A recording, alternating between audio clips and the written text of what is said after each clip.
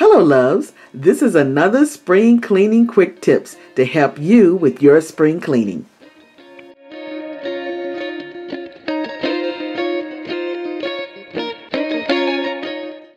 Do you still have your last holiday meal at the bottom of your oven because you hate cleaning it? I understand. Cleaning a oven is one of my hated chores, but a self-cleaning oven cuts that burden in half. Before you tackle that self-cleaning oven, first read your manufacturer's manual to get yourself familiar with the cleaning functions and instructions. Next, if you have a double oven like this one, remove your racks and any pots and pans you may have stored in there.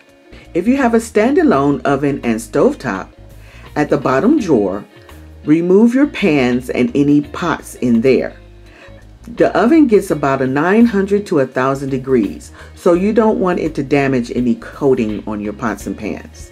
To get the best clean out of your self-cleaning oven and to cut down on the smoke and burning fumes, remove any loose food or flaked burnt food from the bottom and sides of your oven by using a non-scratch scraper or a soft bristle brush. Don't scrub or wipe too hard. You don't want to destroy the coating on your oven. Set your cleaning cycle and wait until it's completed. Now, if this is your first time self-cleaning your oven, don't worry if you hear a cling or a clang noise. That's the self-cleaning oven locking the doors. It gets pretty hot in there, so it's a safety precaution. So don't worry if you can't open your doors. This normally takes about 3 to 4 hours to self-clean your oven, so you can clean your racks in that meantime. Once the cleaning cycle is completed, it will release the lock on the doors. Use a damp soft rag or sponge to wipe away the white ash that you would see in the oven.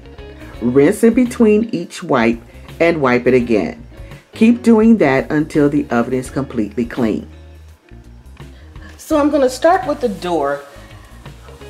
Normally does a great job self-cleaning everything, including the door. Everything is nice and clean. But if you come across still some grease in here, so you can use baking soda, like a baking soda paste, and you just rub that onto the greasy areas here that still remain and let it sit for about a couple hours or maybe overnight, and then wipe it off. And normally that gets up the rest of the grease and grime. What I also want to add is to check your seals too, right around the glass frame here, because sometimes you can have leaks and you don't want that to get in between your glass, because you have that run of like water running down the glass and it gets dried and you always have that stain there. And it's so annoying because it just makes the glass so dirty.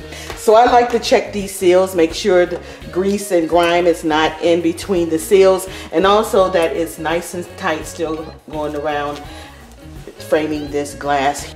So now we are going to wipe away this white ash, and then we will see how well it cleaned.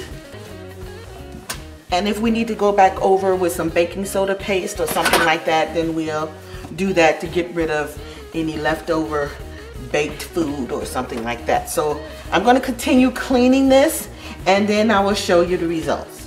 Now here are a couple of tips that'll save you a lot of headache and possibly money. Don't clean your self-cleaning oven by hand. Why spend the extra money for a self-cleaning oven if you're going to do that? You could damage the coating on some ovens that assist in the self-cleaning cycle. Also, use an oven liner to make cleanup easier. This one was $9.99 at Target.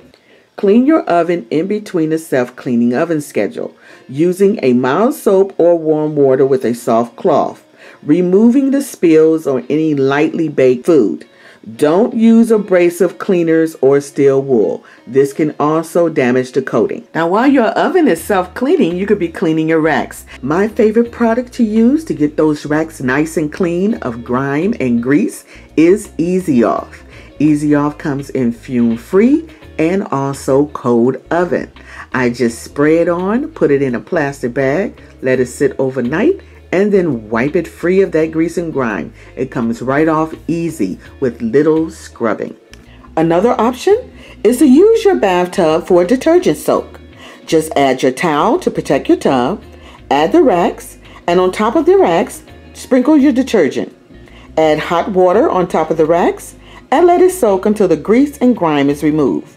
Wipe clean with a dry cloth. Well, that's it for this episode of Spring Cleaning Quick Tips.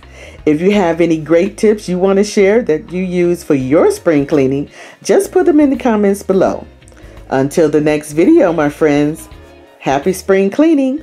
Smooches!